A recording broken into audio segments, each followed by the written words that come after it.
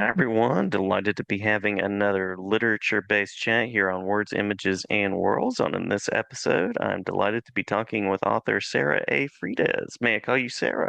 You sure can. Awesome, awesome. Well, over your shoulder, I am peeking a book called Rise of Midnight, and I know that we're talking about that and exploring some supernatural elements, some young adult literature, and anything else that you'd like to mention that's in the mix. Sounds good to me. I can't wait. Yeah, yeah, likewise. I always ask sort of an origins question, sort of a how did you get on this path question. How did you connect with the written word? Oh my gosh. I've been reading for as long as I can remember. When I was in school, they start you off. They're just kind of funny. They started us off with Little House on the Prairie, which is a huge book for a young age. So I started reading big books really young, but I actually wrote my first book in second grade. I call it a book, but we had a project in our second grade class, and we were supposed to write a small short story, and I just happened to illustrate mine too. And it was called Uh-huh. The Picky Little Puppy. It's kind of based off The Pokey Little Puppy, which was a child's book back then. But and my second grade teacher was, I guess for a second grader, she was very impressed, and I kind of always thought, oh well, that's kind of cool. I didn't know I could do something good. That kind of excites me. And so I kept reading, and in middle school I picked up the Animorph series and blazed through that. And I started writing my own fan fiction of Animorphs and kind of created my own character off the story. And I would draw up the covers. And I never really wrote a full story, but it definitely, every time a new Animorph book would come out, I would just be like, oh, I want to write a story too. This is so cool. And so I think that was definitely my first start off where I just kind of realized like this might be my passion. I didn't realize it was, but the more I did it and the more I read and the more I would start writing my own like short stories. I started off with mostly short stories and poetry. And it morphed into later on in life. And actually, I was in high school when I first started writing Rise of Midnight. That was a long time ago. So, I mean, it took me several years to write that book, obviously. So, but here we are. It's definitely something that I didn't think I would ever finish or even start. It literally just started on pen and pad, and I've been writing really bigger stuff ever since, though. So I love the connection to authoring that you made right away with the written word, and it sounds like from the Pokey Puppy to Animorphs, fanfic was always there. There were some guiding voices. It sounds like. Oh yes, definitely. I think anime too, which is not, it's written, but it helped me with stories, like storytelling and just watching some of like the series I used to watch, like Inuyasha and Dragon Ball Yeah. Z, like take me back, Sailor Moon, especially Sailor Moon. That's definitely one of my bigger animes that kind of got me into the more supernatural type magic and all this stuff. And so it just blew up from there. I just didn't know it was going to go that far. Yeah, yeah. Well, and may it keep going. I haven't had K.A. Applegate on, but I've had Dan Jolly, who's done some of the Animorphs graphic novel adaptations. So those That are is awesome. very, very cool things. I have interest in the comics community and anime and things like that as well. So very cool. Yeah. Well, I'm fangirling. That's really cool that you got to meet him or you got to talk to him. Yeah, and he actually zoomed in with some of my students too. Very, very kind soul. Very kind That's so person. cool. Yeah. Well, curious about Rise of Midnight and how this story came to be. You mentioned that it started when you were a younger person and it's been gestating for a while. So, what were the ingredients, the inspiration behind your book? My gosh, so I remember my brother and I were watching, or we had just finished watching Queen of the Damned, and I remember during the credits, just something clicked in me, and I literally went in my room. This is before I had a laptop back then, and I just started writing just this story that I had in my head, just an idea. It's changed over, when I really started writing it, I changed it, but I just had this short 2-page synopsis of what I thought I wanted to write, and I kind of thought, I won't do anything with it, or I'll play around with it, and so I kind of started writing it at the very end of high school. So I was a junior, I think. when I first started, and then I really actually started writing it in college when I had access to a computer. We had Mm-hmm. computer lab in between classes, so I had an hour and a half with nothing to do. So I started typing, just started typing stuff up, and I'm the type, I guess I type stream of conscious, like whatever comes to my head, I just throw it on the paper. I'll edit it and worry about it later. If it fits in the story, I'll figure it out later. So, God, that was 2.5 years of that, just kind of playing with stuff and outlining chapters. And I drew up my own little cover at the time, or a concept of what I would have wanted.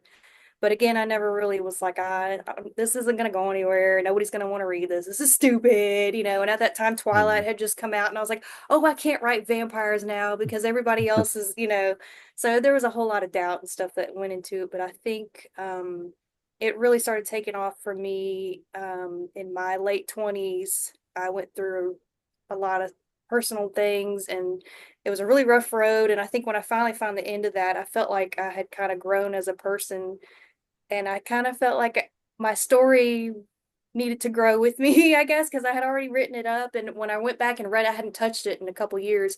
And I went back and read it, and I was like, God, this is a train wreck. This is awful. I need to just rewrite the whole thing. And so I did. And I typed it up, and I started acquiring agents online and looking at publishers and talking to other authors and trying to network. And it was so overwhelming and at first, and Mm-hmm. it was just kind of, trying to get your foot in the door and trying to figure out who to talk to and who not to talk to, watching out for scammers and all this stuff. And so so I would say after I hit 30 is when I kind of decided I wanted to self-publish at the time. So just going through rejection letter after rejection letter. And I think one rejection letter made me give me a little hope at the end. She said, I love your writing, but we don't want anything to do with vampires. It's like, send me something else. And I was like, oh my gosh, this is a story I have my passion in. So, but anyway, so I self-published on Amazon KDP, and I got lucky enough a couple years later to have met Kyle and Jean at a convention in Tupelo, Mississippi. I saw their booth with all their books and just walked up there, and I was like, oh, are you publishers? What do y'all do? And we started talking, and he was telling me how he writes. I was like, oh God, the publisher writes. That's awesome. And we just started talking, and my husband was like, you need to say something about your book. And I was like, oh, so I kind of walked back over. I was like, so I write too. And we started talking, and I showed him my Amazon. I was like, I self-published on Amazon. And he looked at it, and then he said, okay, well, email me this when you get home, and let's talk about it. And I was like, okay. And so I went home, emailed him, didn't think anything of it. I was like, I'm not gonna hear back from them. And then he replied and said that he was interested in possibly bringing me on as an author. So we did a meeting call and just kind of went over everything, about the process, about their company, and how author forward they are. That's what really drew me to them. Mm-hmm. Um, and it just again, I so oh well, he said, okay, submit your entire manuscript, to me, after we had talked and everything. So I sent it to him, and 3 months went by, and I thought, nah, that's okay. It probably, they read it and were like, oh my God, this girl's crazy. Well, he ended up emailing me saying, gave me an acceptance letter and a contract. And I was like, what? No way. So it was pretty Yes. awesome. It was scary too, but they're so, I mean, you know them, they're so laid back and chill, and they're very professional at the same time. So they were able to answer all my questions and just put me at ease with everything. And I'm very happy where I am. I'm very glad that I picked up that notebook paper that day after I watched the vampire era Queen of the Damned and started writing, because it's paid off, I feel like, for me. Just more so in Oh, my life journey, I think. Not necessarily financially, but don't quit your day yes. job when you become an author. Um, but yeah, it's just definitely a dream come true for me. So I feel very lucky. Very cool. And it starts with a notebook page after watching an Anne Rice-based film. Love it. Yes, Anne Rice, man, she definitely huge, huge influence for me, and all her Yeah. other books too. Yeah. Now you have a kind of a young adult oriented aspect of your book. So anything that you'd like to say about what inspired a young adult character and anything about the young adult space that you'd like to mention? Well, I started writing as a young adult, this character, so she just stayed 17 as I got older.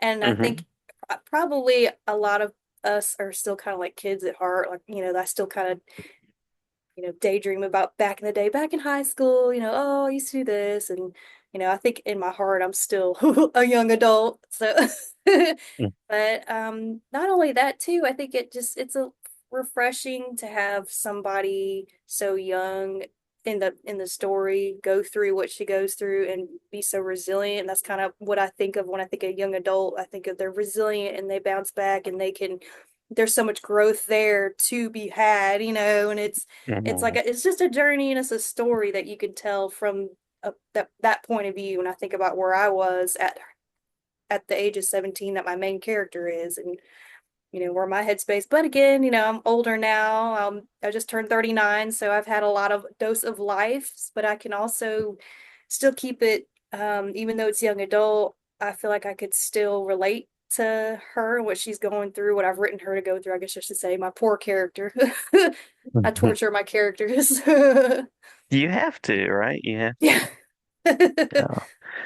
Yeah. It makes for a more interesting story when they have That is things to true. overcome. Yeah. Well, you mentioned this interest in the supernatural. How did you decide what elements of the supernatural you wanted to include in the book? I think that came from my stuff that I really liked used to watch and read as a kid. The Animorphs, and then watching anime in general. Like I said about Sailor Moon and the magic and her finding out she's this powerful, so and so kind of thing. And um, I think, and definitely vampires. I've had a thing for vampires for a long time, but I don't think I really got into it until after I discovered Anne Rice. And then, of course, Twilight Hmm. and some of the other, vampire books that came out that were really successful. But for some reason, vampires have always just had a little dark space in my heart for some reason. I don't know why. I mean, aliens never did it for me. Bigfoot never did it for me. I love paranormal stuff. It scares me and I like it, but I don't really like paranormal as far as like ghosts and stuff. But um, Hmm. for some reason, the vampires, I can't. I guess it's because they're so alluring and dark and scary. My Yeah, vampires yeah.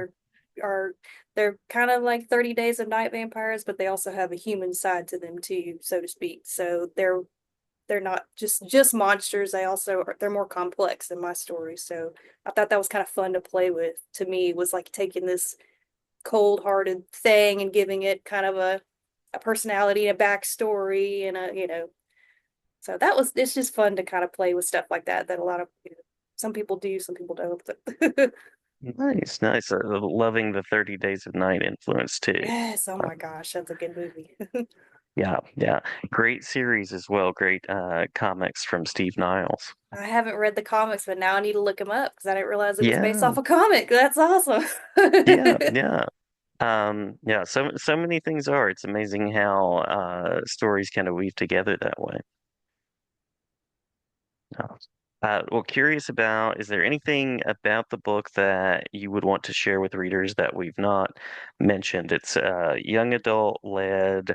There are supernatural elements. It sounds like you've added some horror elements, but there's some really nice backstory there, so the character driven part of it isn't lost. But any other features that you'd like to mention? Yes, I'll just give a short synopsis. It's about a teenage girl named Autumn who is kidnapped by a coven of vampires in her city in Chicago, and they have told her they kidnapped her because she's the reincarnation of their past leader from 300 years ago who was murdered by a demon. But Hmm. the catch is that the demon is still alive and they need her, Autumn, to use her power she didn't know she had laying dormant inside of her to send this demon back to hell. So she's working alongside vampires unwillingly, leaving her family and her friends and her human life basically, and to help this coven of vampires who kill all the people in her city, they feed off the people in her city. So it's just like she's saving the world with them, but at the same time she's like, I'm helping bad guys, it's like I'm helping vampires who are technically kind of demons. So but there's a little love story, a slow burn romance, I call it. It's action, like you said, horror, adventure. It's a little bit of just about everything except for smut. I don't write smut. Sorry, guys who like that kind of stuff. I'm not good at that. But yeah, so that sums it up pretty good, I think. And Anne Rice has a whole category of novels there for those that are looking for the smut. So Oh yes, that works they totally can well. get their That works fill well. there, yeah. That's right. Um, well, anything that you'd like to say about the creative vision? Do you envision this as a series? Or are you at work on the next Oh entry or wow. another universe? That's a complex, well, not super complex. I guess I should say that the first book, when Jumpmaster Press picked me up, they split the book in half into two books. And I had already Hmm. written two books. It was a two-book series at the time, who my friend, by the way, I forgot to mention that I kind of wanted to throw that in there. My friend, who's a graphic artist, designed my covers. Oh, And nice. Jumpmaster Press actually liked what they had or what he had done for me and just said, okay, use your covers. And then as we're, you know, expanding your series, see if he's interested in still working on, the rest of the covers to keep the theme and or I guess the his style. Excuse me, sorry.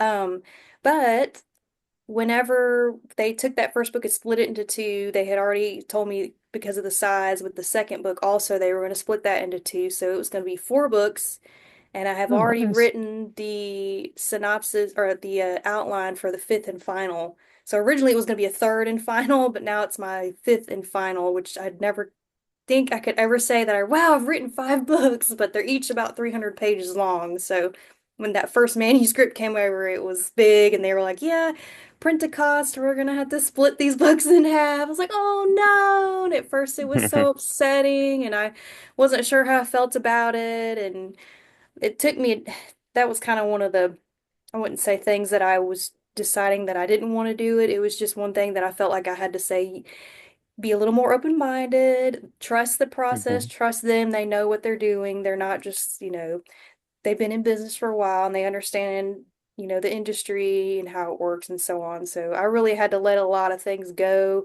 but in a good way. It wasn't bad. It was more of, I guess, when you write something, I'm sure you can understand this. It's your baby, and you don't want Mhm. somebody to take it apart and say, oh no. So, but thankfully with the story, there wasn't much that they changed. I think there was some th certain things or certain scenes where they were like, hey, this isn't clear enough, or, hey, maybe this part is really confusing. You might want to rewrite that. So that was good, and I'm glad that I had that. I'm so thankful. And my editor, I'll give her a shout out, Jeannie. She's amazing.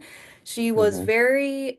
um very intelligent, very straightforward, but she also knows how to do it in a sweet way without making you feel stupid, like, oh, this chapter was dumb, or whatever. She just knows how to explain things that in a way that I can understand, especially somebody who I've never worked professionally for, any kind of writing. So it was just kind of it was it it was really comforting, I guess I should say. So I know I kind of went on a tangent Cool. there, but Yeah, it is all good. That works. Glad to hear that you have a series. There's a plan for a final chapter, and then may it continue beyond into other works as well. I know that we can go to Jumpmaster and read more and see more, and I'll link that and also tag their YouTube space. Any additional online spaces that you would point yes. people to? My official author page is author sarahafreites.com. And I post updates on the little blog on that page. And I also am very active on Instagram. I do a lot of cosplaying and drawing and acting, a little bit of everything. But I put it all on that one page. So it's my book too. I do a lot of posts for my book, but I put all my the stuff that I kind of dabble in on there. So it's kind of like my hobby page, but I do keep it more book driven. But I do post updates as far as my publishing and what book's coming next and where I am. And that's Instagram. It's Sapphire Art, Safire Art on Instagram, Facebook, and TikTok. Nice, nice. Um, Favorite cosplay? Definitely Lara Croft. That was my first cosplay in college, I think, or it might have been my last year of high school. And I did not know what cosplay was until I saw Google images of a anime convention. And I was like, what is Hmm. this? I need to go. What is this? A video game convention? I forget which one it was. And then I come to find out there was one in Nashville, Tennessee called MTAC. And this was 2008. It was my first con, and I went as Lara Croft, and I will never forget that experience. I was so, like, if you've never been to a con and you go and you dress up and you're just like, whoa, that was so awesome and different and not what I was expecting, but in a good way. But yeah, Lara Croft definitely going back to what you were asking, just because she's I like the strong independent characters because I don't feel like I'm strong and independent. So I like to kind of, whatever characters I cosplay as, like Celine from Underworld, that's another one of my favorites. So Great character, draw great just for cat. those. Where can we go to get the books? You can also get them online on Goodreads, Amazon, Barnes and Noble, or anywhere books are sold online. So, and my second book is actually, well, it's technically the second half of my first book originally. That is going to be ready for pre-order at the beginning of May. So I'll be posting that and getting that all ready to go with a new cover and all kinds of, well, I guess technically a cover because it's didn't have its own cover. So my artist is freaking awesome. He went in there and I but I drew up my own covers and Hmm. I sent them to my digital artist and I was like, you can do way better, but here's my vision. And thankfully Jumpmaster Press liked it. So I was like, oh, thank you, Lord. Because it was just, I don't know, I just had ideas for each cover. And now that it's a 5 book series, I've had visions. Sorry, that sounds so weird. I've had ideas about what I want each cover to kind of look like. And of course, I go, with Gene and Kyle, I just make sure that it's what they're, because I know they know what sells better in the genre. So thankfully they've been like, oh yeah, that's great. I'm like, oh thank God. Yeah, yeah. You mentioned the cover. I can't remember if you mentioned the person that does the covers. Any shout out to the artist that you'd like to mention? I have to look to pronounce their names. I'm sorry, Lacey. Let's see. Okay. So my character artist, that is Evie Levac. I believe she's in Germany. So she draws my artists and then DeLacy James Foster, I just called him Lacey or Lace. He is in the UK. And so Oh, cool. he'll do the background, and he'll render the characters to kind of match the background, like the shadows and the coloring, and just to make the whole, I guess the style, make it all match together since it's two separate artists. And then Hmm. I went in book brush and I did the text and the back cover and just aligning all the text and so on. So mostly it was Lace because he has to go in and get everything as far as like the size and the coloring and everything. And it's a little bit of a stressful thing because I guess nothing ever looks like how you think it will in your head. But then you have to go, oh, well, this is what you asked for. You just didn't know that's you just haven't seen it in real life. So sometimes I go back and I'm like, can we tweak this? I'm like, well, if I keep tweaking it, it's just not, it's gonna start looking weird. So, but it's fun. Gotcha, I'm really gotcha. lucky that I have a publisher that lets me do that because most, I think, I'm sure you know that most publishers do not let you pick your cover. Hmm. That was Hmm. a big True. thing for me, being able to at least have a say in it. So I got lucky that they actually let me and my friends do it. Yeah, yeah. What is the title of the book that is on the way? Oh, the second one is Strike of Midnight. So that was kind of hard figuring out what that name was going to be for the second half of the book. But actually, Kyle came up with it. I was like, oh, he listed like 3 or 4, and Strike of Midnight was at the top, and I was like, I think I really like that. And originally I wanted it to be Stroke of Midnight, but apparently there are 2 books out already called Stroke of Midnight. So I was like, all right, let's do Oh, Strike of Midnight, and we'll. I like that too. nice, nice. Well, many, many thanks for the conversation. Many thanks for the creating. And I may see you at a cosplay convention or a book convention or something at some point. But Yeah. glad to have you here. And if you want to come back to talk about the follow-up titles, you're certainly more than welcome anytime. Oh, awesome. I'd love that. Thank you so much.